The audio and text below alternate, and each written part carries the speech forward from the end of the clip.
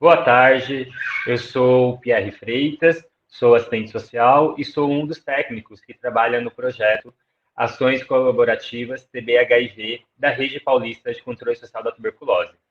Hoje, o nosso bate-papo tem o tema, né, que é tuberculose e tabagismo, né? Essas duas doenças não combinam, ou melhor, essas duas questões aí, tanto a tuberculose quanto o tabagismo não combinam. E aí a gente vai conversar com a Sandra Marques, que é coordenadora estadual do Programa Nacional de Tabagismo aqui de São Paulo, e com o Alexandre Milagres, que é pneumologista e que trabalha também no combate ao tabagismo, né? Vou chamar aqui a Sandra, o Alexandre ainda não está com problema de conexão. Assim que ele entrar, a gente coloca ele na conversa. Boa tarde, Sandra. Tudo bem? Tudo bem, Pierre, e você? É um prazer estar aqui com vocês hoje e obrigada pela oportunidade da gente trazer esse tema aqui na Rede Paulista de Controle Social da Tuberculose. Obrigado. Obrigado pela participação, né, por aceitar o convite e de falar com esse tema que as pessoas geralmente não associam, né, a tuberculose com o tabagismo. E qual seria uma relação, assim, as pessoas que fumam, elas têm mais risco, estão mais expostas a ter tuberculose, ou isso é mito? Com certeza, né? A tuberculose é uma infecção que, com o tabagismo, acaba tendo um problema maior, né? O tabagismo ele é uma doença crônica, né? Um tipo de dependência química, isso é bem bacana da gente trazer aqui. Então, as pessoas acabam falando um pouco sobre o ato de fumar e às vezes, minimizando um pouco o risco que isso traz à saúde, confundem um pouco a questão de ser um tipo de droga lícita, né? Então, elas têm um entendimento que não faz tanto mal, né? O tabagismo hoje, o tabaco, o uso de tabaco é considerado a primeira causa de morte evitável no mundo, né? Está associado a vários outros tipos de doença, além do tabagismo, que é a dependência, mas está relacionado com mais de 50 outros tipos de doença. Câncer de pulmão, 80% das pessoas que têm câncer de pulmão são fumantes. Então, ele promove, sim, doenças respiratórias, às vezes, graves, e sem contar quando, por exemplo, tem tuberculose, né? São fatores de risco, é um fator de risco para a tuberculose, inclusive. Tá, mas deixa eu te perguntar, mas esses problemas de saúde, né, associados ao tabagismo, eles acontecem do dia para a noite ou isso é com o tempo? Conforme a quantidade de tempo que a pessoa já usa o tabaco, isso tem influência ou não? Tipo, eu tô fumando, daqui a um ano já tem problemas, assim. Então, Pierre, a gente sempre teve o entendimento, a droga que é mais estudada hoje, até hoje, acho que foi o tabaco e o álcool, no caso, né, o uso do álcool, mas a gente tem o entendimento que o tabagismo ele é, sim, letal, ele faz muito mal à saúde física e mental. Então, quando eu vejo, às vezes, as pessoas falando um pouquinho em relação ao tabaco, né, que o malefício, quem causa dependência no tabaco é a nicotina, é uma droga, é uma substância que é estimulante, né, uma substância psicoativa, então ela age no nosso cérebro, de uma forma a potencializar algumas funções do corpo e da mente, por exemplo, né? Então, a gente tem que ter esse entendimento que tudo que você faz junto com fumar, né, qualquer tipo de tratamento que você realize junto e fumando, você está, pelo menos, protelando ou adiando, talvez, o sucesso desse tratamento. Fumar impacta, sim, na nossa saúde, e muito, não só na física, como na mental, como eu te disse. E, assim, o grande problema que a gente tem hoje, principalmente na área de saúde mental, é a falta desse entendimento. Eu vou frisar bem isso para você. Por quê? Sem falar muito nas questões físicas, né, mas um pouquinho mais mentais, do uso do tabaco. Então, O uso de tabagismo hoje está associado a vários transtornos psiquiátricos, inclusive. A gente já tem estudos falando sobre isso, e o quanto é difícil, às vezes, parar de fumar. As pessoas acham que é fácil, trazem isso como uma questão menor durante o tratamento, por exemplo, do soro positivo ou da tuberculose, usando, às vezes, desse artifício do ato de fumar para estabelecer adesão do paciente ao tratamento, né? Então, sempre numa questão, às vezes, até de redução de danos erroneamente, que eu digo, né? Porque qualquer tipo de uso de tabaco faz mal à saúde física e mental, e entender que quanto mais cedo a gente para de fumar, melhora o resultado dos nossos protocolos, né? Inclusive de TB e HIV, em relação a carga viral, CD4, né? Tudo que a gente trabalha muito nessas duas infecções melhora muito. Sandra, você acha que essa questão, né, de iniciar a fumar, né, iniciar a fumar tabaco, ela está associada com questões de saúde mental? Também tem. A gente não sabe se é o ovo ou a galinha. Quem tinha que parar de fumar, Pierre, teoricamente, já parou, né? Então, são as pessoas que precisam de menos abordagem. Hoje, quem fuma, e que não é a população mais vulnerável, que tem menos informação, né? Mas, teoricamente, ela está muito associada, né? Hoje, a gente tem mais de 9.000 substâncias na combustão de um cigarro, por exemplo. No cigarro, 4.700, que eu acredito que tem até mais bastante. Que isso. Bastante substância. E essa substância... E o interessante é que não tão pouco tempo atrás, a gente tinha propaganda na TV, né? Com o cigarro, enfim, as novelas, né? Também, de uma certa maneira, né? Incentivando as pessoas a tratar essa questão do tabagismo como uma questão normal e natural. É importante que a gente fale também que o Programa Nacional de Controle do Tabagismo, hoje, a doutora Tânia Cavalcante acabou de receber um prêmio da OMS, né, pela Comissão Nacional de Implementação da Convenção Quadro, que nada mais é que um tratado de saúde internacional que foi assinado e ratificado por 192 países hoje. Então, é o mundo contra uma pandemia, né? Porque está em todos os... Isso, é uma pandemia dentro de outra pandemia. Né? De outra pandemia, é verdade. E uma pandemia muito mais antiga, que a gente tem trabalhado muito essas questões no Brasil. O Brasil é o segundo país no mundo a conseguir implementar todas as principais medidas de enfrentamento ao controle do tabagismo. Então, a gente está falando assim da propaganda, foi uma das restrições que esse nosso tratado assinado e ratificado pelo ministro da Saúde e está em todos os ministérios, porque a saúde não trabalha sozinha. É importante a gente dizer isso também, que toda política pública tem que ter um trabalho intersetorial importante. Sim, isso é importantíssimo. Porque é uma política de Estado, então isso também é fundamental. Assim como o programa de tuberculose tem êxito, o programa de tabagismo também teve êxito. A gente teve uma queda de prevalência de 40% a menos de 10%, aumentou um pouquinho de 2 anos para cá, por conta da entrada de novos produtos e formas de consumo de tabaco, importante, cigarro Peraí, que eu já vou tocar nesse ponto, vou só chamar o Alexandre aqui para a roda, que ele entrou. Boa tarde, Alexandre, tudo bem? Oi, Ale. Tá mudo o seu microfone, Ale. Meu navegador não estava aceitando a minha cama.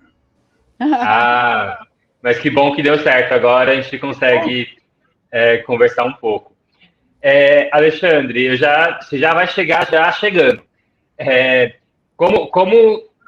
Primeiro, você é um ativista de muito tempo, né, no enfrentamento aí do tabagismo.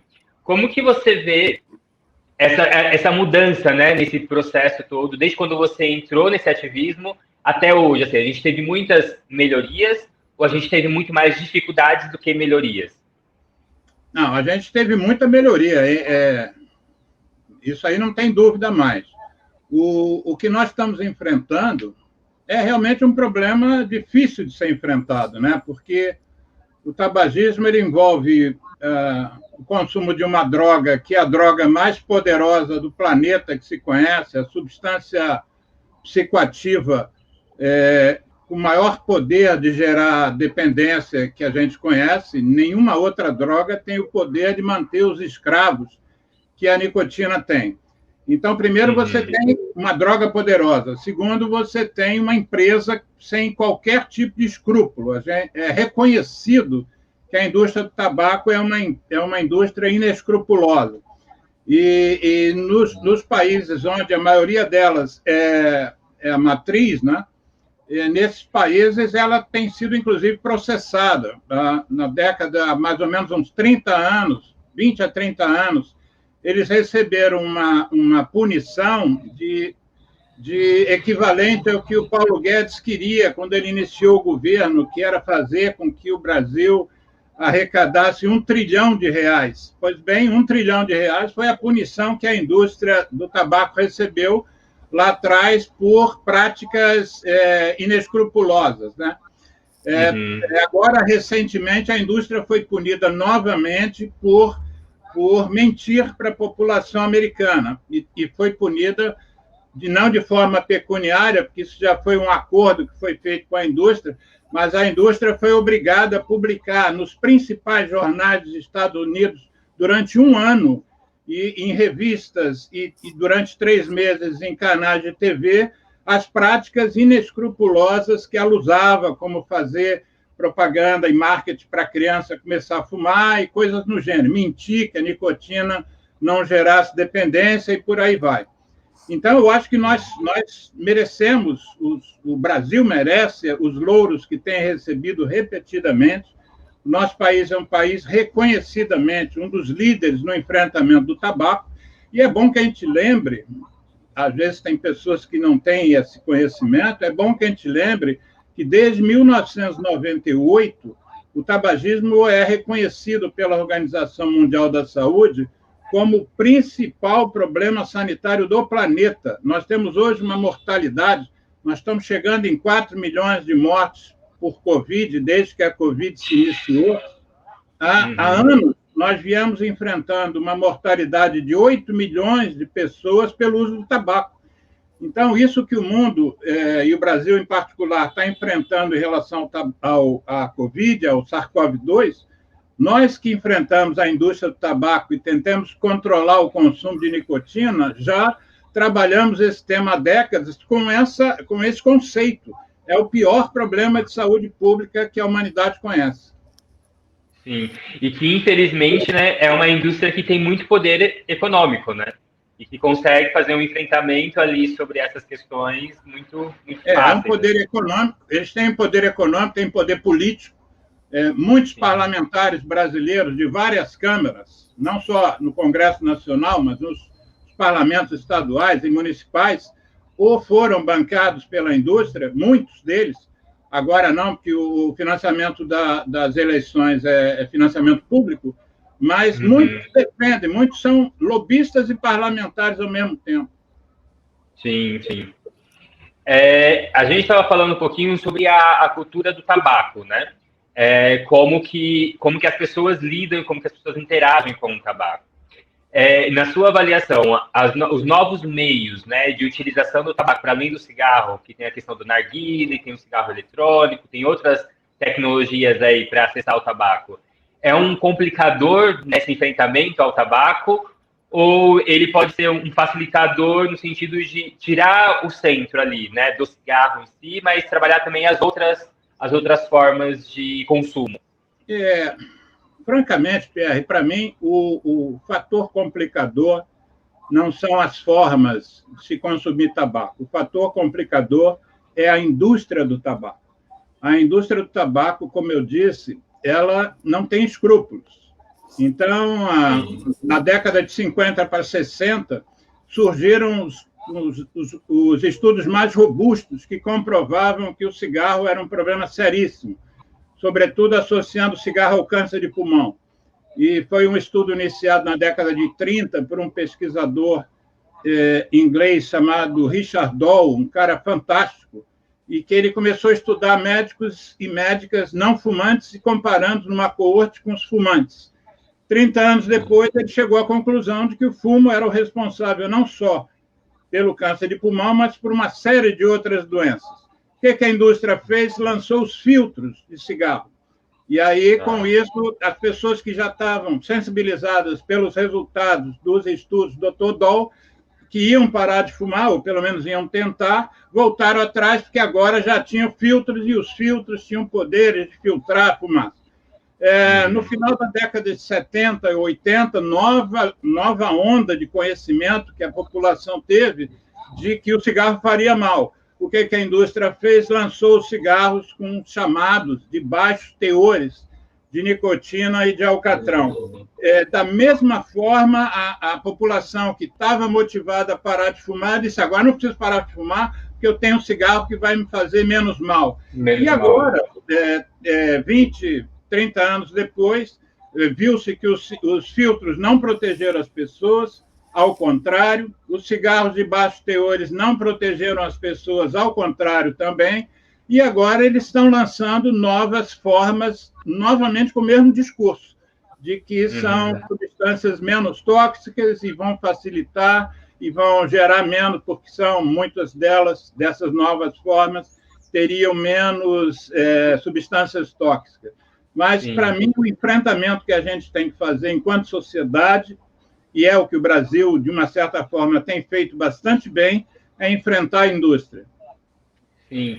A Sandra estava colocando essa questão dos novos meios, né, de utilização de tabaco, que é uma das novas formas, é o narguilé, né, que muitos jovens estão utilizando por aí, em diversos lugares da cidade, seja na periferia ou nos bairros de classe média.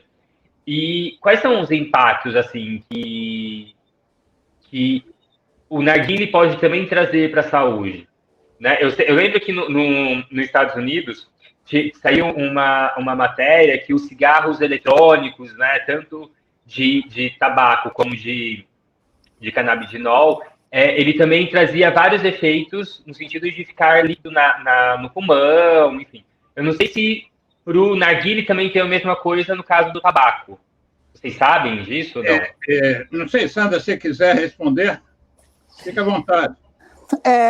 Eu acho que a gente pode falar um pouquinho, resumindo um pouco o que também o Alexandre está falando, o que falta para a gente, né, Alexandre? Talvez mais informação para a sociedade, né? Então, se eu pudesse falar alguma coisa de lá para cá, porque o Alexandre está anos-luz aí no tabagismo, muito mais que eu, por exemplo, eu estou há muito menos tempo, mas o que eu tenho entendido é que falta muita informação para a sociedade. Então, à medida que os produtos vão surgindo, a indústria realmente é poderosa, né? Ela tem uma articulação e um poderio financeiro, econômico muito grande, e aí você vai entender que, por exemplo, cigarro eletrônico já era estudado desde a década de 60, né? Então, já com a intenção e baseado na política de redução de danos. Isso é bacana de a gente falar. Existem estudos sobre isso, de que eles sempre querem emplacar com essa questão da redução de danos, né? Mas se fosse um tratamento para parar de fumar, ele seria regulado para tal, como medicamento, coisa que não é no mundo todo. Né? Por mais que as pessoas falem que ele está regulado, em alguns países, ele não está como medicamento, e sim como um produto de tabaco, né? De tabaco. Fumígeno, isso. Então, a gente tem que ter esse entendimento também. Você citou os Estados Unidos, principalmente. A gente viu a epidemia de EVALI em 2019, né? Aquelas infecções respiratórias. Nós estamos aqui com um pneumo, que pode falar até melhor que eu disso, mas o quanto a gente teve de demonstração, assim, rapidamente, do poder dessa nicotina hoje, né? Uma nicotina salinizada, sintética, né? Manipulada de uma forma a tornar o produto muito mais aditivo, né? Do ponto de vista de dependência. E isso é importante quando você me pergunta, o tabaco, quanto tempo leva para fazer mal? Hoje em dia, a gente não pode nem falar sobre isso, teoricamente. Porque a gente não sabe o que tem nos cigarros, as pessoas manipulam e fazem os seus cigarros. Como é que a Anvisa pode regular um produto que é automanipulável? Então, como é que você vai fazer uma regulação de um produto desse? Então, não tem cabimento, né? Você atirar no escuro, por exemplo. Então, as pessoas têm que entender que o fato, às vezes, de você estar fumando seu paieiro, outros produtos que a gente vê pelo interior de São Paulo mesmo, a gente tem esses desafios e tem solicitado à Anvisa estudos dirigidos a essas populações, porque a gente também enfrenta esse desafio na assistência. Então, a gente tem tratamento hoje no SUS, né? O programa ele tem uma capilaridade muito boa, principalmente na atenção primária, nas UBSs, né? Mas a gente está em todos os níveis de atenção aqui em São Paulo, por exemplo. Mas você tocou em um ponto interessante. A gente tem tratamento pelo SUS, mas esse tratamento ele é de fácil acesso? Por exemplo, se eu fumo, vou lá na UBS e falo, olha, não estou querendo parar de fumar, não consigo parar de fumar, quando eu paro de fumar, me dá crise de ansiedade, me dá várias outras coisas. Eles têm esse acompanhamento, ele é fácil de você conseguir acessar? Sim, sim. Aqui em São Paulo... Então, Pierre, o SUS, como qualquer outro sistema, ele depende de pessoas também comprometidas com a coisa, claro. Né? Então, a gente não está falando só de tabagismo, a gente está falando tuberculose, diabetes, hipertensão, de tudo. Então, assim, aqui na coordenação, a gente tem... eu tenho feito lives, hoje eu tenho uma noite... A gente tem tentado estimular muitos profissionais de saúde. Com a pandemia, houve uma retração dos serviços em todas as áreas. Então, a gente precisa estimular que esses profissionais de saúde retomem essas atividades de uma forma bem bacana. O ano passado, quando saiu o plano de contingência aqui no estado de São Paulo, do coronavírus, nós logo soltamos uma nota técnica, uma resolução. O senhor secretário soltou uma resolução falando de teleatendimento, que eu vi até numa live de vocês outro dia, o desafio, porque a gente orientou os municípios a realizar esse tipo de atendimento, que agora veio para ficar, né? Telesaúde era uma coisa antiga já, mas a gente não falava com o paciente, a gente falava de um especialista para o pessoal com a OBS. Então, assim, o quanto a gente pode dinamizar isso e fazer um acompanhamento, supervisão desse usuário, mesmo ele não podendo ir até a unidade. Então, a gente se preocupou numa dispensação por mais dias, para evitar que ele fosse à unidade, o atendimento remoto, né, seja por telefone, WhatsApp, de forma individual, mas que a gente não tivesse as pessoas em grupo, para poder fazer o isolamento social, que era tão importante. E quando aconteceu a pandemia também, a gente teve pelo menos quase 40% de aumento na demanda por tratamento. As pessoas realmente se preocuparam em parar de fumar. Elas se preocupam em parar de fumar. Quanto mais informação a gente dá, mais elas procuram atendimento. E aí é importante ressaltar também que quando você chega numa unidade de saúde e fala que não tem medicamento, é um absurdo. A gente tem medicamento, sim. A gente tem qualificação das equipes, sim. A última capacitação do programa, agora em março, eu tive 10 mil visualizações.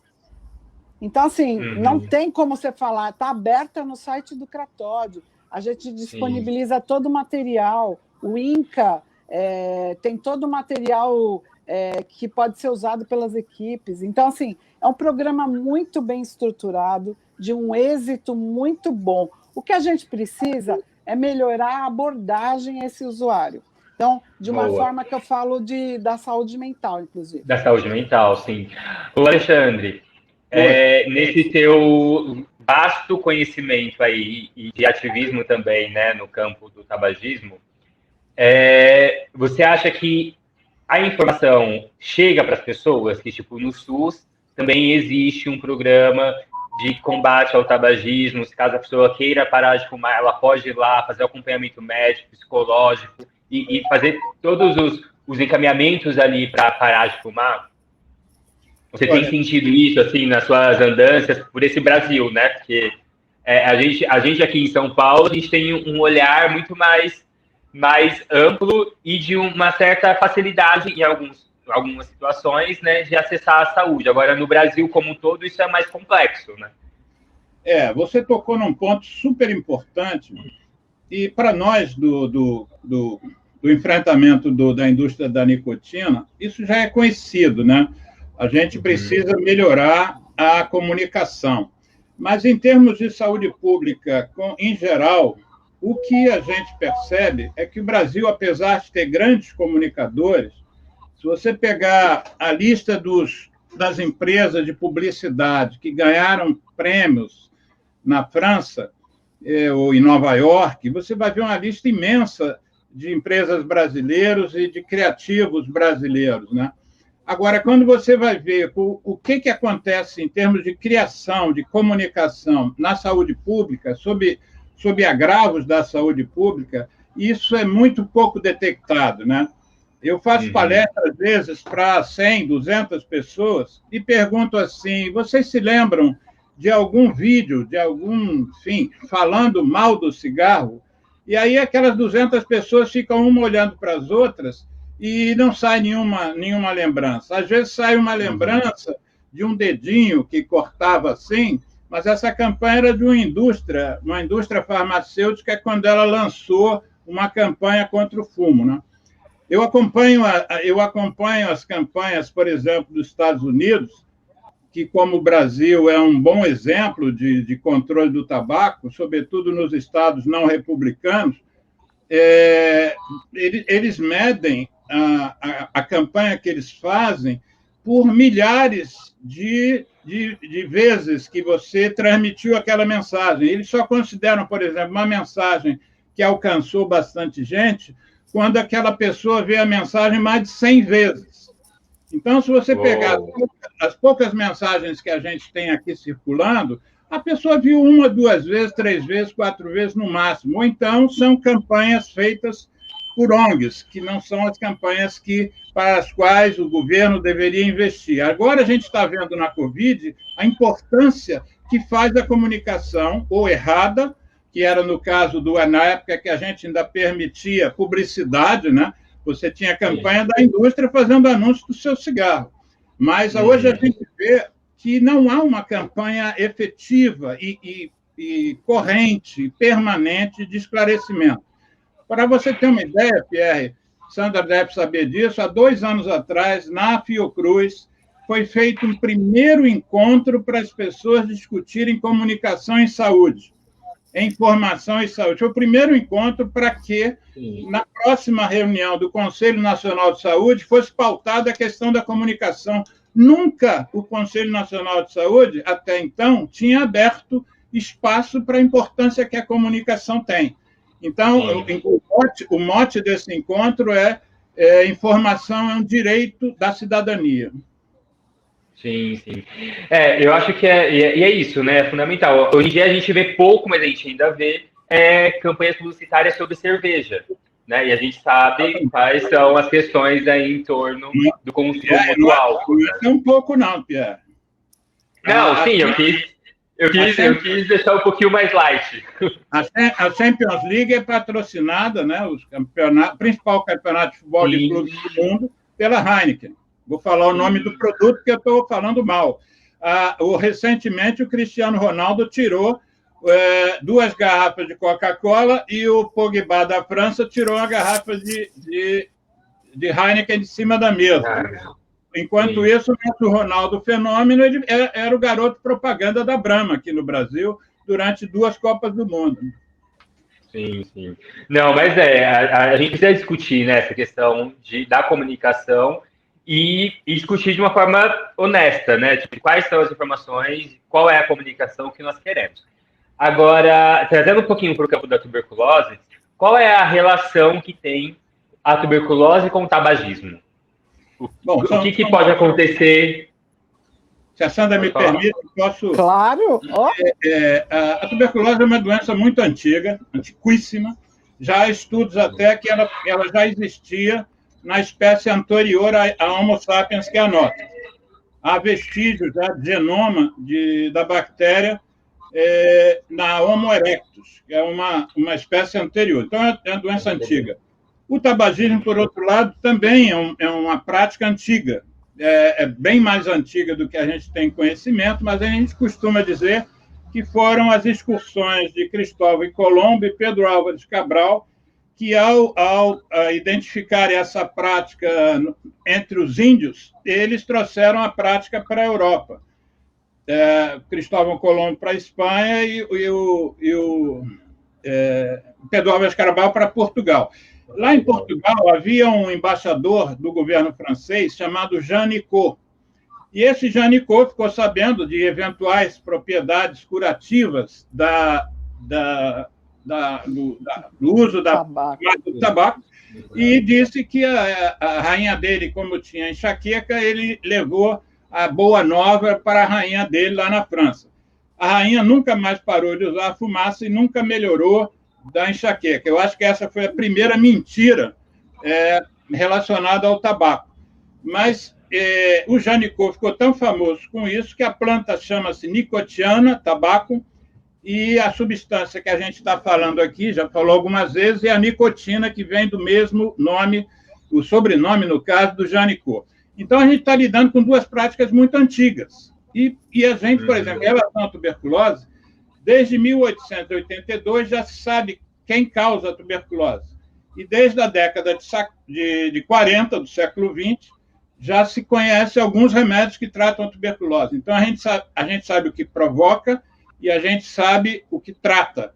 Mas a gente não consegue resolver o problema da tuberculose, porque a tuberculose é uma doença multifatorial, com vários fatores que abrem as portas para a tuberculose, desde a fome, né, a miséria, desde a falta de educação formal, você ter capacidade de evoluir dentro da sociedade. Então, quando você vai ver quem são as pessoas que mais têm tuberculose pega em qualquer pessoa, qualquer camada social, mas a prevalência é sempre muito maior nos bolsões socialmente menos desenvolvidos. Mas ela também tem a ver também com a moradia, né? Isso, exatamente, claro. É uma doença que passa de pessoa para pessoa. Se você mora num cômodo só com 10 pessoas, basta um contaminado que você já infecta outros. Mas, por exemplo, ela também está associada às doenças da modernidade, às doenças das pessoas mais ricas. Por exemplo, o câncer. Por exemplo, a obesidade. Por exemplo, o diabetes. Então, quanto mais diabetes, mais obeso e mais pessoas com doenças ligadas à modernidade, maior a chance de você desenvolver a tuberculose. O grande problema é que o tabagismo também é uma doença de prevalência maior nos bolsões de menos desenvolvimento social, e ele tem uma propriedade de alterar os mecanismos de defesa dos seres humanos. Ou seja, você tem uma doença como a tuberculose, que é uma doença que infecta muito. É diferente da Covid.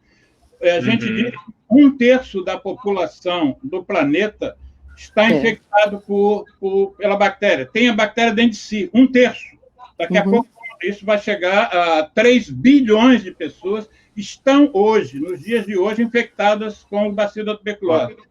Se você baixa a sua imunidade, 1/3 dessas pessoas tem a chance de fazer a infecção virar doença. E como nós temos 1 bilhão e 100 milhões de dependentes de nicotina, de fumantes, você tem 1 bilhão de pessoas com a sua imunidade em risco, permanentemente em risco, desde que fuma o primeiro cigarro da vida até o último. Quando você junta as duas coisas, você pega uma população onde 30%, em geral, em média, está infectada com a bactéria, e você pega 1/6 da população que é fumante, o risco de adoecimento de um fumante é 3 vezes maior do que o risco de quem não é fumante, de desenvolver a tuberculose. Então, a tuberculose, já desde alguns anos, talvez uns 20 anos, a OMS tem batido forte nessa combinação, dizendo que, dos casos que a gente tem hoje de tuberculose, 20% desses casos estão relacionados ao fumo. Ou seja, a gente poderia reduzir muito o impacto da tuberculose no planeta se a gente, ao mesmo tempo, conseguisse evitar, sobretudo, que jovens começassem a fumar e cortassem essa cadeia de transmissão, de informação. Eu fumo, você também fuma, meu amigo. Então, a OMS tem batido forte, porque é muita gente. Você imaginar que 20 casos de tuberculose poderiam ser evitados por ano, nós temos uma infecção, um adoecimento, aí já não é infecção. 10 milhões de pessoas no mundo se infectam de tuberculose. Se você tirasse 20% disso, você estaria tirando mais de 2 milhões de pessoas do risco de desenvolver tuberculose por causa do cigarro. Sim. Você quer complementar, Sandra? E eu acho interessante ele falar isso, porque, assim, da maneira como ele está falando da tuberculose, eu vou trazer um pouquinho para a questão do tabagismo, como é difícil, né, a gente manter a adesão desses pacientes, as melhoras dos protocolos de tuberculose. Hoje, no aspecto do tratamento, tempo de tratamento, como é fundamental que as pesquisas também se adiantem mais, né, em relação a isso, porque, assim, a falta de adesão do paciente na tuberculose, a gente vê também no tabagismo.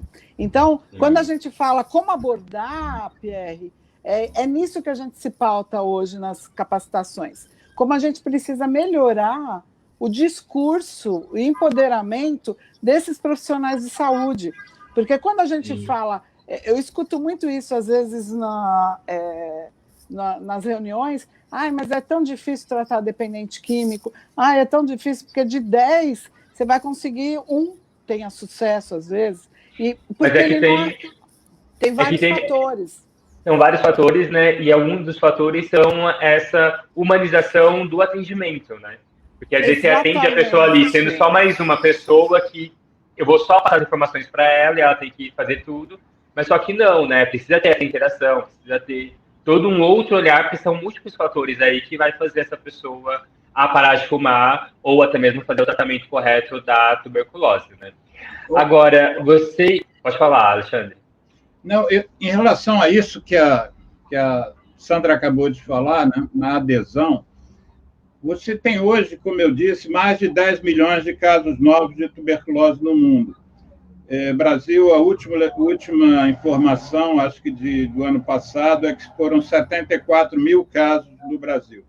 Mas a gente tem um tipo de tuberculose chamada tuberculose multiresistente, que sempre foi um problema e a cada vez está sendo reconhecido como um problema ainda maior, porque são casos onde, por algum motivo do paciente, motivo da unidade de saúde, a gente tende a dizer que os pacientes, na verdade, não abandonam o tratamento, eles costumam ser abandonados pelas unidades de saúde, o que me parece que melhorou bastante quando a tuberculose passou a ter um atendimento pela atenção básica e o acompanhamento ficou mais próximo das pessoas do que era antigamente, mas mesmo assim a gente ainda tem um índice grande de abandono de tratamento, há dados que falam em 10%, outros 14%, mas a Organização Mundial de Saúde, todo mundo que pensa em tuberculose está preocupado com o surgimento desses casos de bactérias resistentes aos remédios conhecidos. Há hoje bactérias que não há remédio conhecido para tratar. Há muitos protocolos que estão iniciando. Então, uma das coisas que a gente acha que os programas trabalhando juntos, programas de tabaco e de tuberculose, trabalhando mais próximos, é que um programa pode ensinar muito ao outro. Por exemplo, o programa de tuberculose, ele é um programa muito ligado, vocês da Rede Paulista, não preciso nem dizer isso, mas estou dizendo para quem nos acompanha, é um programa muito ligado à sociedade civil, então, e comunitária, né? Então, você tem grandes lideranças da base comunitária do Brasil todo. Eu fui um dos coordenadores do Fundo Global Tuberculose Brasil, e uma das coisas que esse fundo, esse programa, esse projeto se propunha era fortalecer a sociedade civil de base comunitária. Eu acho que o tabagismo precisa entrar nessa também, precisa ir lá dentro das comunidades e vender a mensagem. Eu faço palestras em favelas, eu encontro pessoas em locais onde normalmente o programa de tabagismo não entra. Mas isso é um aprendizado. Eu tive esse aprendizado porque eu trabalhei com os dois agravos ao mesmo tempo. Eu fui coordenador no Hospital do Ministério da Saúde de um programa de tabaco e de um programa de tuberculose. E eu via como os programas não se falavam. Nós estamos avançando bastante. Vou até dar licença, pedir licença a vocês aqui. Isso aqui é uma produção recente, lançada em 2019 pelo Ministério da Saúde, e é uma parceria, um livro cujo título é Como Abordar o Controle do Tabagismo, articulado ao Programa de Saúde, ao Programa de Tuberculose do Sistema Único de Saúde. Então, essa publicação serve para os dois programas e eu acho que pode ajudar bastante nessa integração que eu julgo essencial. Uma coisa que a gente conquistou, por exemplo, com o HIV. O programa de tuberculose trabalha junto com o programa de HIV há bastante tempo, e esse foi, inclusive, um dos motes do Fundo Global, a qual eu me referi, que foi de 2007 a 2012, 2013. Mas, depois disso, eu não vejo um financiamento, por exemplo, das ONGs. Eu sou dentre as lições aprendidas pelo Fundo Global Tuberculose Brasil, uma das lições aprendidas foi que as lideranças comunitárias locais têm um papel decisivo e importantíssimo na comunicação das doenças, no acompanhamento dos pacientes, para que não abandone o tratamento, e eles precisam entender que eles podem ser importantes também para enfrentar o tabaco, para dizer, olha, o posto de saúde tal tem adesivo de nicotina, tem a bupropiona, que é um antidepressivo que é usado por nós para os tratamentos, tem equipes bem constituídas e bem formadas, inicialmente pelo INCA, depois pela sociedade. Mas, por exemplo, a tuberculose ela tem um outro trato aí, né, no quesito tratamento, porque você tem a busca ativa, né? Então, o profissional de saúde vai até a pessoa tanto para fazer os exames, para tomar a medicação, né? Dependendo até a alimentação também, tem alguns programas que fornecem a alimentação. No tabaco, também existe essa busca ativa ou não? A pessoa que tem que ir até o serviço... Eu pediria para a Sandra, que é a coordenadora de um programa, e um programa exitoso, que ela mostrasse como é que o programa dela funciona em relação a isso. Então, até vou aprender com a Sandra. Imagina, Alexandre. Eu acho que assim, esse papo que você fala de comunidade é uma coisa que a gente trabalha muito em dependência química, né, de modo geral. Sim. Porque a gente trata a dependência química também é multifatorial, né? Ela não é só uma doença, uma patologia, ela tem problema do trabalho, o social... Tem muitas questões sociais, né? Então, o tempo inteiro a gente tem esse olhar. Por isso que eu acho que foi muito rico, isso está dentro do Cratódio, porque a gente tem esse olhar diferenciado em relação ao tabagismo. Acabou sendo de uma forma mais organizada e exitosa aqui em São Paulo, acho que por conta disso. A nossa afinada doutora Luzemir já tinha esse olhar, né? E a gente está tentando melhorar isso, estabelecendo os fluxos. O que é importante, Pierre? No tratamento de tabagismo, depois que a gente qualifica as equipes, eu vou fazer um resuminho. Então, as equipes aqui em São Paulo se credenciam. A gente não tinha uma portaria nacional. Essa é a publicação que a Alexandre mostrou agora, é do Programa Nacional de Controle do Tabagismo, juntamente com o Programa Nacional de Tuberculose. Então, e com atenção básica também. Isso, com atenção básica, que é o Ministério da Saúde mesmo, né? A SAPES e a SAIS, né? Então, atenção especializada com a básica. Agora, é importante entender que na atenção primária, quando a gente fala dessas equipes de saúde, isso também depende muito dos gestores. Então, aqui em São Paulo, o que a gente melhorou? A qualificação também desses gestores. Ter o entendimento de transversalizar os temas. Então, é exatamente isso que ele falou. O que adianta você tratar a tuberculose e deixar o cara fumando, por exemplo? Né? Você tem que ter esse entendimento. Já pegando esse gancho, surgiu uma pergunta aqui sobre esse assunto. Deixa eu só achar aqui a pergunta.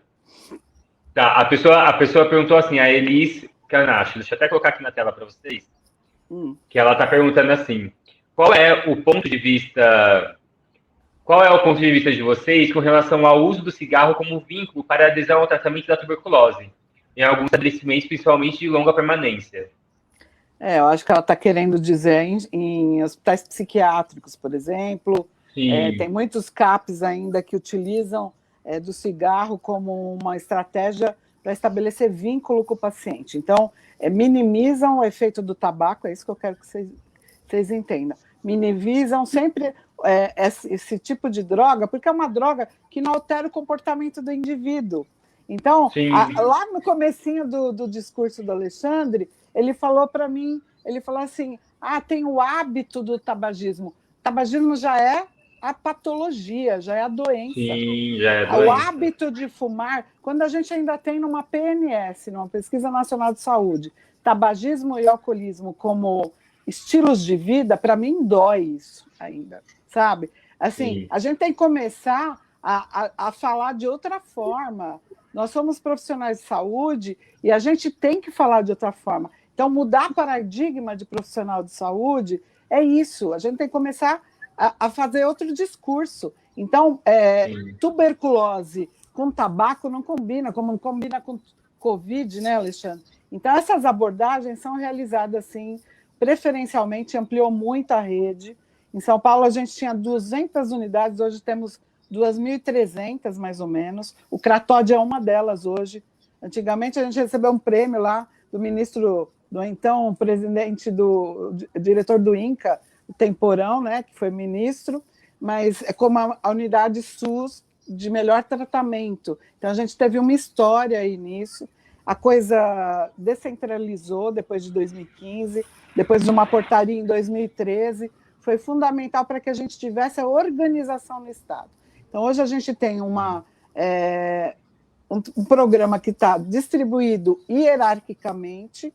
Então, a gente tem um controle, tem instrumento de coleta de dados, eu tenho um perfil do fumante que procura. Você pode me mostrar, por exemplo, por que eu estou falando isso, Pierre? Que eu posso te afirmar hoje que quem procura o programa, a maior causa associada, uma morbidade associada, uma comorbidade, é a doença psiquiátrica. Muito mais que hipertensão hoje. Que há pouco tempo atrás, 2 anos, a gente vai fazer um artigo sobre isso agora, falando sobre isso, o quanto a gente tem desafio na área de saúde mental.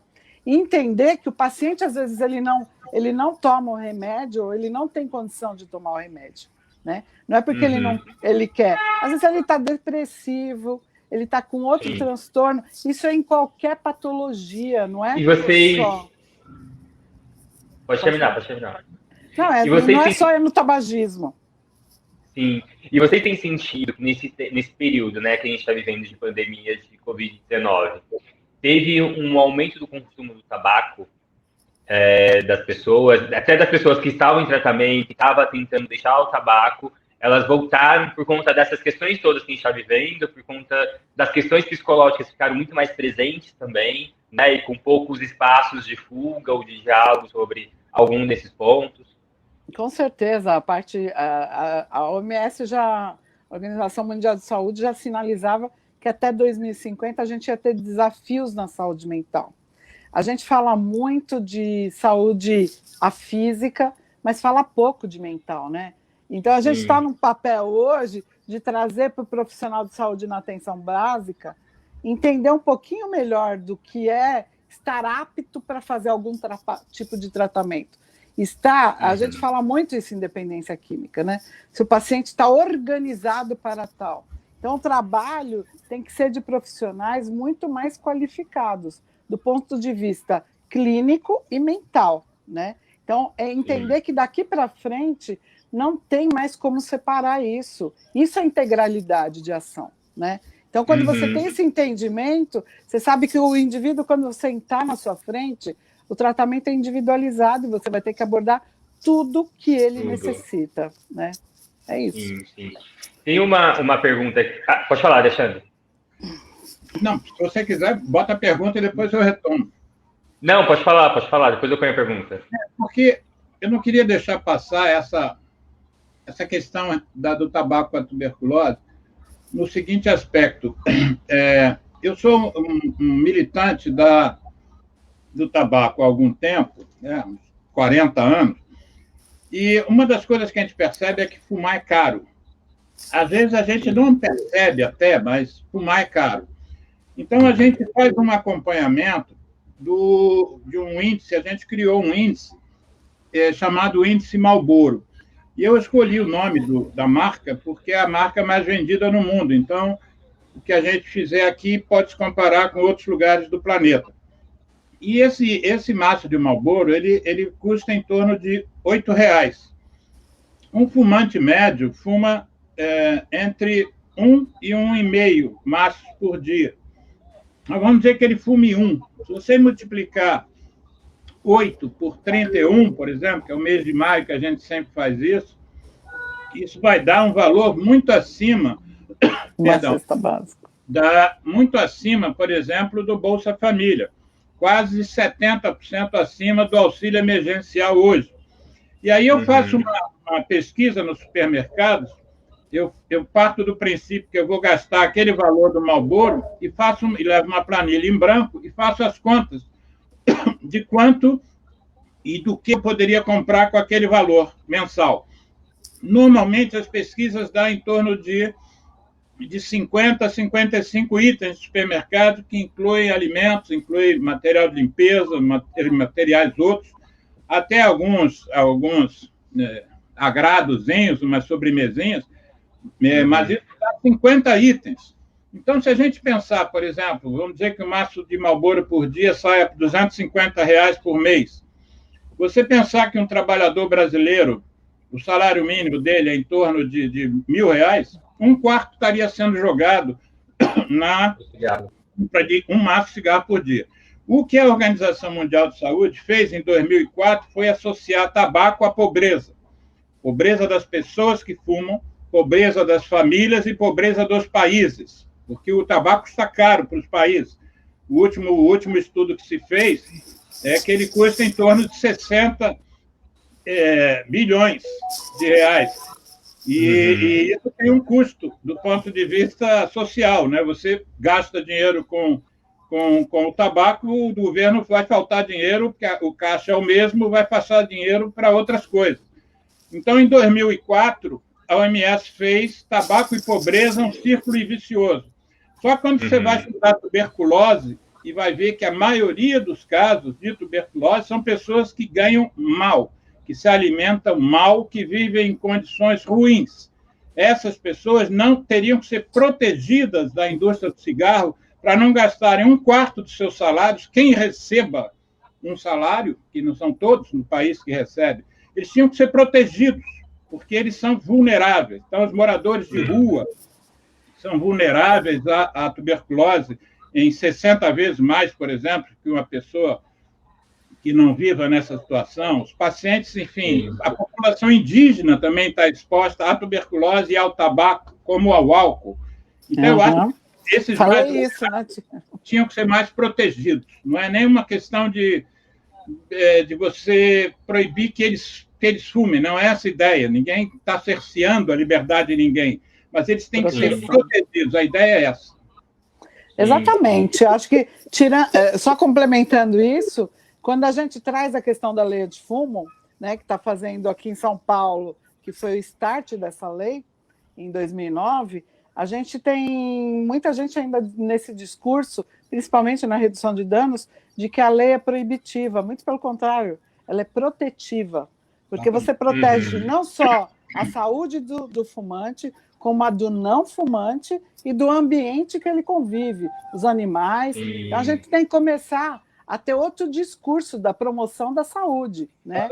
Então, parar de falar sobre isso. Mas até porque até pouco tempo atrás podia se fumar até no cinema, né? No cinema, no restaurante. Há um tempo atrás era dentro do avião, em qualquer lugar. Mas em qualquer lugar. As pessoas atendiam no consultório, entravam fumando no consultório, né? Médicos fumavam. Houve uma época que 40% dos médicos brasileiros eram fumantes. Exatamente. Na China, 80% dos homens eram fumantes, agora baixou um pouco, mas 50% dos médicos eram fumantes. Então, era uma catástrofe sanitária na China. um grande desafio que a gente tem feito também, tem tentado enfrentar aqui em São Paulo, é qualificar essas equipes na graduação. Então, nas faculdades, Boa. né? A gente tem interagido muito com os odontólogos, os médicos, né? O pessoal que está na faculdade, na universidade ainda, e trazendo esse contexto. Porque em faculdade, principalmente na área de saúde, a gente sabe o quanto rola, às vezes, de consumo de alguma substância, álcool principalmente, tabaco ou cigarros eletrônicos, e trazer essa concepção. E formadores de opinião dentro dessas universidades é fundamental, né? E seria bom também, Pierre, a gente, enfim, num programa não dá para a gente abordar tudo que... Não, é muita coisa. Mas se você me permite... Muita coisa em pouco tempo. Se você me permite, já que a Sandra trouxe essa questão da formação do pessoal universitário, eu hoje estou muito empenhado e com muita crença que a gente tinha que trabalhar o protagonismo juvenil. Eu tenho estudado bastante isso, os Estados Unidos têm feito muito isso. Agora, recentemente, a cidade de Milão, a prefeitura, adotou essa estratégia, que são jovens mais velhos do que outros jovens, sendo protagonista em levar para os jovens das comunidades ou das escolas deles informações sobre cigarro. Nos Estados Unidos existe um programa que já tem mais ou menos uns 6 ou 7 anos, em que todo ano os jovens são premiados. Então, hoje, por exemplo, eu me gabo, por exemplo, de ter ajudado a ter feito uma lei sobre fumo. Mas eu sou um macaco velho, com 40 anos de experiência, enfim, militante de muitos anos. É diferente quando você leva um jovem no gabinete do deputado, no gabinete do vereador, e o jovem defende para a comunidade dele que uma determinada lei seja criada para proteger a comunidade dele. E ele, com 17, 18 anos, aquilo gera nele uma percepção da realidade, do poder dele, né, do empoderamento da juventude, que eu acho que está faltando. Nós temos grandes leis, o Brasil só é o que é em termos de tabagismo por causa da legislação que o Brasil construiu, por causa minha, por causa da Sandra, por causa da Tânia, que foi citada aqui, por causa de tantas outras pessoas, que aí sim não daria tempo da gente falar num programa, mas o que eu acompanho lá é que esses meninos são bem instruídos e eles vão lá nos seus representantes, nos parlamentos, e olha, eu quero que não se fume na minha cidade, não se venda cigarro para quem tem menos de 21 anos, que agora não pode vender com 18. E é muita coisa que o protagonismo tem me mostrado, que depois eu vou passar para a rede, né, para conhecer, porque isso serviria também para a tuberculose. Os jovens poderiam participar disso, não são só os adultos, não são só os grandes líderes comunitários. A gente tem que trazer a juventude para essa briga. E exatamente isso que você está falando é o que a gente está tentando fazer aqui em São Paulo. Que então, legal. Eu brinco que a gente atira para todo lado, é nesse protagonismo também da comunidade, os agentes facilitadores, para que a gente possa ter o melhor acesso da população que é mais vulnerável e que necessita dos tratamentos. Né?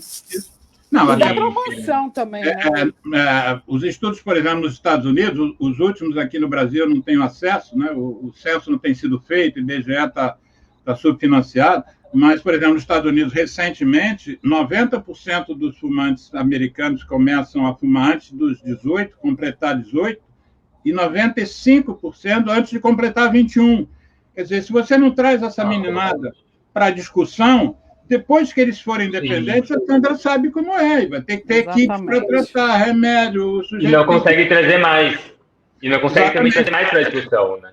E não é todo mundo... Entendeu? Sim, que é a questão...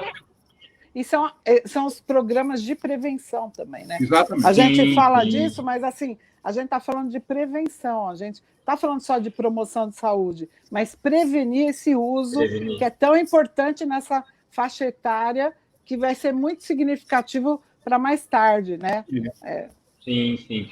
Mas eu acho que... E também tem um outro papel, né? Tipo, como que a gente consegue também, além de fazer essa conscientização, esse protagonismo, né? Trazer eles para ser o protagonista, como que a gente também consegue, de uma certa maneira, ir pelo outro lado, que é de quem já está ali utilizando o narguilé, por exemplo. né? Porque você vê muitos jovens e cada vez mais cedo utilizando narguilha, assim, como se fosse uma coisa natural, normal. Você me fez uma pergunta, mas a Sandra respondeu e eu esqueci um detalhe em relação ao narguilha. O poder de gerar intoxicação da narguilha é imenso. E o Ministério da Saúde teve até uma campanha uns 2 anos atrás. É maior do que o próprio cigarro? Porque equivale, uma sessão de narguilha equivale, segundo os estudos que foram publicados e depois publicizados, a 100 cigarros. Fumaça de 100 cigarros. 5 fumaça de 100 cigarros. Uma sessão de narguilha. Você imagina um jovem de 18, 19 anos, que o pulmão dele não está completamente formado, e nem o cérebro. Você imagina ele se intoxicar numa sessão dessas com 100 cigarros, além de poder passar outras doenças que se contaminam. Infecto contagioso. Como hepatites e a própria Covid. O narguilé tem sido acusado de ser um propagador de Covid também pelo contato. E, enfim, as crianças estão iludidas, é uma prática antiga, eles botam os aditivos, é cheiroso, e não deveria ser publicizado, mas você bota narguilé na internet, você vai ver o que aparece, de gente vendendo fogueira, enfim. Aliás, a Turquia, Pierre, foi o primeiro país no mundo a implementar as primeiras medidas de controle do tabagismo pelo grande desafio e gastos na saúde pública dela por conta do uso do narguilé. Então, para você entender o desafio que a gente tem aqui no Brasil, quando você anda no interior de São Paulo, que eu saía às vezes para capacitar as equipes, um pouquinho antes da pandemia, a gente entrava assim à noite passear para ir jantar, alguma coisa na cidade de interior, aqueles grupos fumando narguilé no meio da rua, bebendo, fumando narguilé. Então, assim, falta orientação da família, que é um papel fundamental. Da família e para a família, né? Porque a família também não entende. Exatamente. Esse é um problema, Pierre, porque às vezes o pai ou a mãe eles são fumantes e eles não conseguem exercer o papel de educador em relação ao fumo, porque a gente ainda tem uma prevalência grande de fumantes, né? Então, muitos pais são fumantes. E eles, às vezes, não conseguem ser educadores do filho porque eles consomem a droga. É diferente, por exemplo, se fosse um filho querendo usar heroína. São poucos os pais que usam heroína, eles poderiam fazer. Agora, não deve fumar porque faz mal, mas você que fuma, você que me... Mas é que é isso, né? É uma questão sistêmica, né? Tipo, tá ali, é uma questão, além de ser sistêmica, tem uma questão cultural também, né? Porque você é um modelo. Sim, é um modelo. Agora, indo para a última pergunta, e aí nessa pergunta você já inclui já considerações finais. Uma vez identificada, né? Que é a pergunta da Iri. Uma vez identificado os tabagistas entre os doentes de tuberculose, como é feita a abordagem? Então, eu fumo cigarro e aí, em algum momento, foi identificado que estou com tuberculose, né? Eu fiz lá o PPD, deu positivo para TB, e aí como que é feita essa abordagem? Eu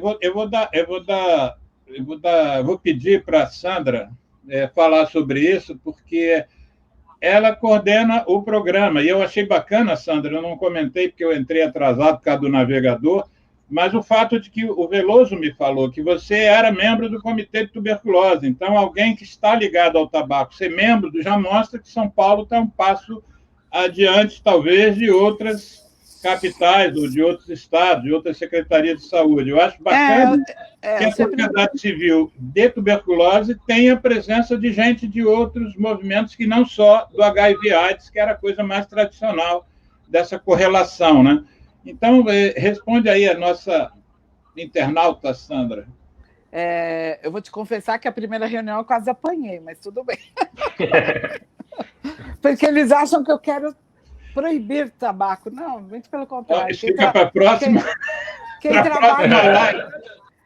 Quem trabalha com dependência química oferta o tratamento, dá o protagonismo para o usuário querer entender, mas eu tenho obrigação, enquanto profissional de saúde, de trazer as informações corretas, né? Eu tenho que ofertar saúde e promover saúde. Não é dando cigarro para o paciente que eu vou estar ofertando um tratamento melhor para ele. É isso que eu quero que as pessoas entendam um pouco, e quando a gente faz essa qualificação das equipes, é pensando muito nisso. quando a pessoa está com tuberculose, eu já posso falar para você que eu tenho um grande desafio. Eu não acabei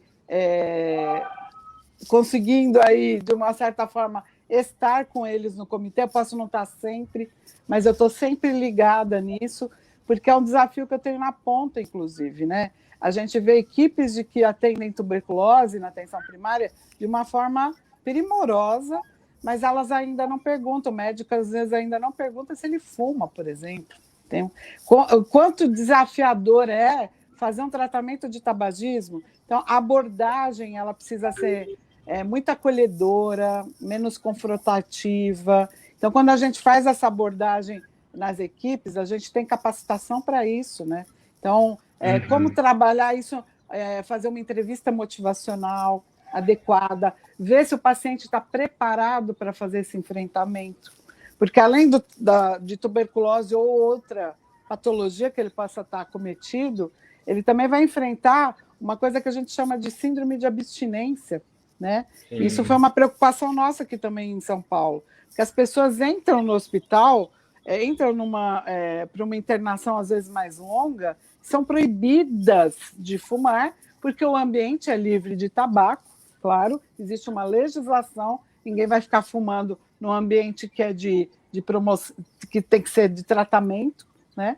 Mas o que faltava o entendimento de que essas pessoas precisavam ser acolhidas, porque elas vão ficar com a pressão alterada, elas vão ficar mais ansiosas, elas vão pedir para o enfermeiro comprar cigarro, né? Ou qualquer outra pessoa, que acaba se sensibilizando e traz, às vezes, o maço de cigarro, porque entende que aquilo é um sofrimento.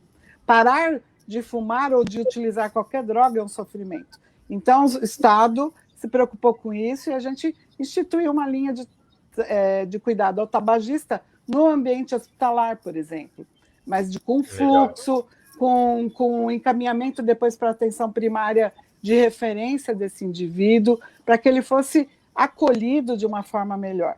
Então, quando a gente fala de fazer o trabalho de programa junto, é isso. Então, a gente tem que entender que uma gestante que fuma tem um impacto, sim, na saúde dela e da criança que está para nascer. Então, a gente qualificou a equipe para isso, a gente tem tentado customizar, a gente brinca que é uma customização, mas estabelecer linhas de cuidado específicas. A mais recente nossa foi na população privada de Liberdade. Então, a gente fez esse acolhimento. Semana passada, fizemos uma nota técnica conjunta entre as 188 unidades prisionais de São Paulo, com um programa de tabagismo, onde a gente oferta tratamento para a população que tem tuberculose e HIV a princípio. Mas quem quer parar de fumar acaba entrando no programa. Depois desse acolhimento, essa entrevista, e faz esse acolhimento, a gente faz uma avaliação clínica desse paciente. Então, aí a gente vê várias comorbidades, tenta tratar simultaneamente tudo, porque não dá para parar de fumar se eu tenho um transtorno depressivo, se eu não tenho uma estabilidade metabólica ideal, eu tenho uma glicemia alterada. Então, assim, é um conjunto de coisas que é muito importante, que a saúde mental, para você conseguir tratar isso, você precisa estar estabilizado. Por isso que eu falo da integralidade, Pierre. Não dá para formar mais profissional de saúde que chegue já ditando norma. Até porque a gente está falando de uma população vulnerável aqui. Mas hoje, o paciente tem acesso ao Google. Então, ele já chega com um protocolo. Ele chega já com o medicamento dele. Então, o seu discurso tem que ser muito mais empoderado do ponto de vista de abordagem. Tem que ser mais acolhedor, né? Exatamente. A gente tem que melhorar esse discurso. E quando a gente faz isso, a gente melhora vínculo. A gente estabelece vínculo. E a gente faz com que ele faça a mudança de comportamento, que é fundamental para tudo, né? Então, dependência química, ela tem uns estágios muito interessantes, porque você cria estratégias, treina habilidades sociais, faz prevenção de recaída, Isso tudo é um conjunto que deveria estar em qualquer abordagem de qualquer patologia, porque a gente fala de saúde mental, a gente não fala só de saúde física, percebe? Quando a gente traz esse contexto, que é importante. Sim, e que na real a saúde deveria ser isso, né? Deveria ser acolhedora e deixar os meus princípios, os meus tabus, a minha religião do lado de fora, e aqui dentro eu estou aqui como para escutar o paciente e tratar as demandas do paciente. Né? Exatamente. Isso é humanização, né? Isso é humanização, real. Nós estamos falando de um país que comunica pouco em saúde, né? Que valoriza pouco a comunicação em saúde e o repasse de informação. Comunica pouco a comunicação em saúde e também faz pouco prevenção, né? Ações de prevenção são muito poucas feitas. Né? Duas coisas. Então, de uma certa forma, apesar da gente precisar ser acolhedor, a gente precisa informar o paciente que os desfechos enquanto o sujeito está com tuberculose, os desfechos negativos dele não abandonar o cigarro também já foram bem estudados. A gente sabe que o paciente fumante ele tem mais chance de fazer recidiva de tuberculose se ele for fumante. Ele pode tratar, mas a chance de fazer recidiva é maior. Ele tem mais chance de fazer hemoptise, que é uma situação grave que os pacientes tuberculosos podem apresentar, que é um sangramento respiratório. Eu fui durante, sei lá, uns 30 anos endoscopista de um hospital que a especialidade dele era tuberculose, e o que eu mais gostava de fazer era fazer broncoscopia em pacientes na hora que ele estava com hemoptise, porque eu sabia que ali aquele aparelho e o técnico tinham ajudado realmente a salvar a pessoa, porque senão morre afogado. Quando você vai estudar casos de hemoptise em fumantes e em não fumantes, você vai ver que é disparada a presença de fumo nesses casos. Uma outra questão, morre-se mais de tuberculose quando se é fumante. Também não há mais dúvida a esse respeito, sobretudo quando a morte é por problema pulmonar, porque o fumo, que o indivíduo fuma 20, 30 anos, às vezes, antes de ter a tuberculose, lesa o pulmão da mesma forma que já se comprovou que os pacientes de Covid morrem mais com fumantes. Né? É uma das comorbidades mais importantes para o desfecho negativo de um caso de Covid. Então, como não existe essa comunicação disponível para o paciente, cabe também às equipes, não digo assustar o paciente, mas dizer, olha, há vários motivos para você parar de fumar. Um deles, você acabou de agora apresentar, que é o seu caso de tuberculose. Não menosprezar essa questão, porque coisa de 3, 4, 5 anos atrás, a ficha de notificação de um caso de tuberculose não constava o item se o indivíduo era ou não fumante. Isso foi uma luta minha grande com, então, uma luta no bom sentido, com o então coordenador nacional, Draulio Barreira, porque é muito difícil você mudar a ficha do SINAM. Mas eu achava que se você nem na ficha está colocando se o paciente é ou não tabagista, é porque você não está dando valor nenhum e você não está vendo relação nenhuma entre uma coisa e outra. O último estudo que a gente fez de mortalidade, a soma tabagismo e tuberculose representa hoje no planeta 16% das causas de morte no mundo. Ou seja, se a gente conseguisse evitar a tuberculose, que é uma doença evitável, que você já conhece ela desde o século XIX, se você conseguisse fazer com que as pessoas não começassem a fumar, a mortalidade do planeta certamente, se não diminuiria, porque todos nós vamos morrer, mas você ganharia em 10 anos, pelo menos, que é o que se fala que o tabaco antecipa em 10 anos a vida das pessoas, em média. Então, eu acho que os pacientes realmente precisam ser informados. A gente tem, por exemplo, panfletos sobre tuberculose que dizem coisas que a gente dizia 30 anos atrás. Tosse por mais de 3 semanas pode ser tuberculose. Você vai em qualquer posto de saúde, você vai em qualquer secretaria, está cheio desses panfletos. E que mais? E o que acontece se você parar o tratamento, que os fumantes param mais que os não fumantes? O que acontece se você fumar e tiver tuberculose? Não existe essa comunicação. Só disse que você tem que levar o tratamento até o fim, que tosse por mais 3 semanas pode ser tuberculose. As pessoas já estão assim, as pessoas estão em outro nível de comunicação, o pique é outro. E a gente mantém um discurso antigo ainda. Alexandre, e falando rapidinho só, você falou do Sinan, mas e quanto a gente também poderia melhorar a nossa informação quanto à mortalidade por tabagismo? A gente tem que ficar procurando um monte de... O SIM também tem que trazer isso. Morreu por tabagismo. Tuberculose faz bem isso. Os dados da tuberculose são atualizados anualmente. E se você não preencher direito, você não recebe remédio. Entendeu? É uma mão lava a outra. Eu acho que isso é importante, né? Com certeza, até para você monitorar e melhorar o processo de trabalho. O sistema nacional para o tabagismo também é o que falta, né, Alexandre?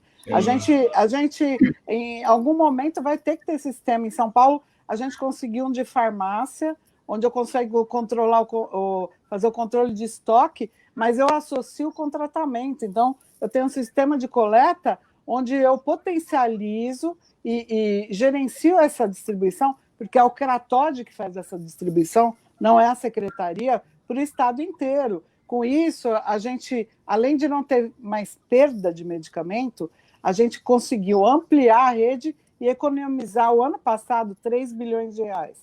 Então, é por isso que eu falo, às vezes 3 bilhões. 3 milhões. Milhões.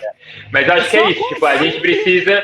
Só com simples gerenciamento. Imagine se fosse um sistema robusto, Alexandre. Sim. A gente precisa de uma política pública efetiva, né, de fato, a nível nacional e que vai orientar todos os estados a conseguir emplacar aí esse enfrentamento do tabagismo. As informações que eu tenho é que esse sistema está sendo implementado, e está sendo, quer dizer, foi construído, está sendo implementado, não sei em que momento nós estamos, mas eu tenho cobrado bastante, até porque, como eu lido com o sistema da tuberculose desde 1980, eu sei que o sistema de tuberculose de informação ele funciona. Você pode ter vários programas no programa, mas a informação não é um problema. A informação, os dados, né? Os dados que são divulgados, você pode entrar na internet, botar lá, fazer uma pesquisa simples e rápida, e vem tudo, divisão por estado, divisão por município, número de casos, número de mortes, número de abandonos, número de casos que fazem resistência aos antibióticos. Há uma gama de informação que é vapt-vupt, que aconteceu. Então, se a gente tivesse isso no tabagismo hoje, eu acho que a gente teria um sistema de vigilância mais adequado, né? Que a gente fez aqui em São Paulo de uma forma mais leve, né? A princípio foi uma forma de se organizar para se monitorar isso, foi efetivo. Mas, apesar do PNCT ser tão muito adiantado, Pierre, a gente ainda tem esse desafio. Tem 2 PNCT, Sandra. Então, os 2 são PNCT. Queria ter um... Você está falando de qual? Eu estou falando do nosso aqui. Do tabagismo. Programa Nacional de Controle da Tuberculose e Programa Nacional de Controle do Tabagismo. São 2 PNCT. Então, e quando a gente fala de um sistema robusto, é isso, porque efetivamente a gente está com recurso público também, e gerenciar melhor isso traz benefícios até para a gente estudar se a gente está fazendo da maneira certa. Indicadores são para isso, e quando a gente fala desse sistema, existem sistemas estaduais, né? Sistema de farmácia. Eu queria ter um ciclone do tabagismo. Por que não? Olha, por que não? Verdade, por que não? O que é o ciclone? É só fazer adaptação, né? O ciclone é o sistema que gerencia todos os retrovirais e o tratamento para HIV no Brasil. Então, se eu tivesse um ciclone, eu estava feliz. Mas aí a gente fez modestamente um sistema em São Paulo que já funcionou. Mas como seria interessante a gente ter um sistema nacional, né? Pleitear um nacional. Informação é tudo, né? Sim. Informação é poder, né? Como dizem, informação é poder. Exatamente. Mas Sandra e Alexandre, muito obrigado por esse bate-papo, né? Por essa nossa conversa. Eu acho que muitas das pessoas aí que estão nos acompanhando, ou que vão assistir depois dessa live, elas vão estar mais informadas, né, sobre o que é tabagismo, o que é tuberculose e como e por que as duas questões, né, as duas doenças, digamos assim, não dá para andar junto, não pode andar junto. Mas obrigado, e aí a gente fica para a próxima. Vamos pensar em fazer uma outra live falando sobre esse tema, né, que é um tema importante também. E queria fazer um convite para vocês e para quem está nos assistindo, que já está no ar o nosso novo podcast, né, que a gente tem agora um podcast falando sobre tuberculose, e a próxima edição do podcast que foi lançada hoje, ele está falando sobre o projeto, né, Ações Colaborativas, TB-HIV, e que tem o Robson, da Coordenação Municipal, dando entrevista para a gente, batendo um papo com a gente, e aí eu convido todas e todos para assistir também. Obrigado. Vamos fazer um de tabagismo para a rede. Vamos fazer um tabagismo, vamos sim, vamos fazer um podcast. A que horas Pierre? Ele já está no ar, o podcast ele já está no ar, ele está em vários streams, né, então está Não é ao vivo? Não é ao vivo, é gravado, aí já está no... É uma gravação. Isso, é uma gravação. Então, tem vários lugares aí que já está colocado, ele já está no ar, e aí é só escutar. A gente manda o link depois. Obrigada do convite. E obrigada de estar junto com o Alexandre, que eu tenho uma admiração enorme por ele, pelo trabalho dele. Ele sabe disso. A gente está sempre nos encontros juntos, em Brasília, no Rio. E eu sou uma grande fã do trabalho dele, com certeza. A recíproca é verdadeiríssima, tá, Sandra? Coração. Obrigado, gente. Obrigada.